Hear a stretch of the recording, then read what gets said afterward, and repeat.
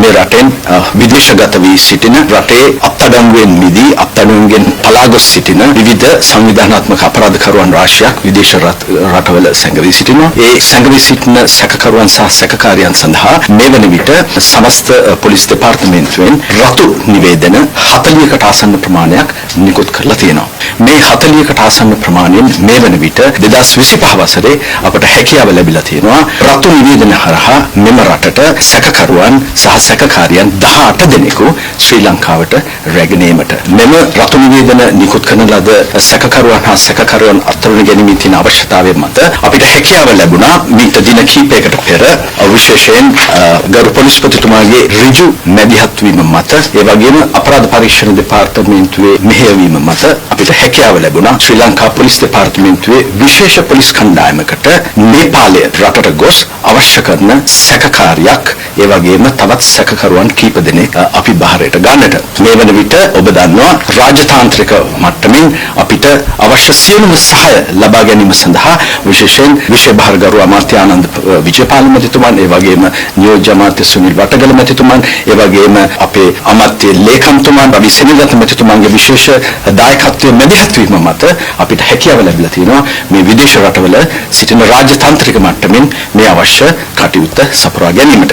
ඔබට මතක ඇති 2025 පෙබරවාරි 19 වෙනිදා කොළඹ පහ අධිකරණ භූමියේදී අධිකරණය තුල මනුෂ්‍ය ඝාතනයක් සිද්ධ වුණා. මේ මනුෂ්‍ය ඝාතනයට අවශ්‍ය කරන සිටු ප්‍රධාන සැකකරුවෙකු අපි එදිනම හලාවත ප්‍රදේශයේදී අපිට අත්අඩංගුවට ගැනීමට හැකි වුණා.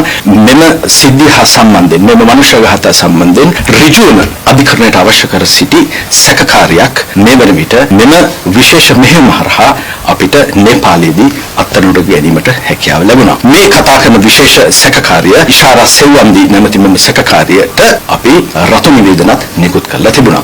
මෙම සැකකාරිය අත්අඩංගුවට ගැනීම සඳහා විශේෂයෙන් අපරාධ පරීක්ෂණ දෙපාර්තමේන්තුව ඒ වගේම විශේෂ බුද්ධි අංශයන් ඒ වගේම විදේශීය රටවල සහාය ඒ වගේම නේපාල රාජ්‍යයේ අපිට හැකියාව ලැබුණා විශේෂයෙන් පරිගණක තාක්ෂණය ඇසුරෙන් සහ ඒ භූමියේ තියෙන බුද්ධි තොරතුරු ඇසුරෙන් මේ ශ්‍රී ලංකා කණ්ඩායමට හැකියාව ලැබුණා මෙම සැකකාරිය විශේෂයෙන් අත්අඩංගුවට ගන්නට.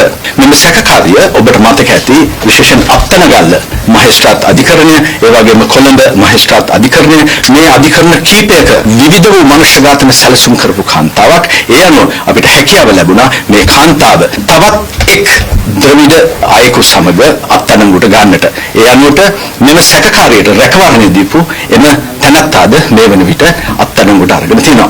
මේ දෙදෙනාට අමතරව මෙම සැකකාරිය සහ සැකකරු අතර සිටි තවත් සිව් දෙනෙක් අපිට ශ්‍රී ලංකා පොලිස් භාරයට ගන්නට හැකියාව ලැබිලා තිනවා. මෙම පිරිස 4 දෙනාගෙන් තිදෙනෙකු පිරිමි ආර්ශයන් වන අතර එක් කාන්තාවක් හැටියට ලේඛනගත වෙනවා. මෙම සැකකාරියන් දෙදෙනා සහ සැකකරුවන් 4 දෙනා ඉදිරි දින කිහිපය තුළදී ශ්‍රී ලංකාවට රැගෙන ඒමට අපි කටයුතු කරනවා. ඔබ දන්නවා උදාර්පණ නීතිය යටතේ විවිධ රටවල් අතර ඇතිවෙච්ච එකඟතාවන් ගිවිසුම් හරහා තමයි අපිට මේ රටට මේ සැකකරුවන් හා සැකකාරියන් ගෙන්වා ගැනීමට හැකියාව දෙන්නේ. ඒ නිසා අපි විශ්වාස කරනවා කඩිනමින් මෙම සැකකාරියන් දෙදෙනා සහ සැකකරුවන් සිව් දෙනා ශ්‍රී ලංකාවට රැගෙන ඒමට හැකි වෙන්නට පුළුවන් බව. ඒ නිසා මේ අවස්ථාවේදී අපි ගෞරවනීය ස්තුතියක් පුද කළ යුතුයි විශේෂයෙන් රාජතාන්ත්‍රිකව නේපාල රාජ්‍ය සහ නේපාල පොලිසිය විශේෂයෙන් ශ්‍රී ලංකා ගරු පොලිස්පතිතුමාගේ සහාය සහ නේපාල රාජ්‍යයේ පොලිස් දෙපාර්තමේන්තුවේ තියෙන ඉතාම සුහදතාවයෙන් මත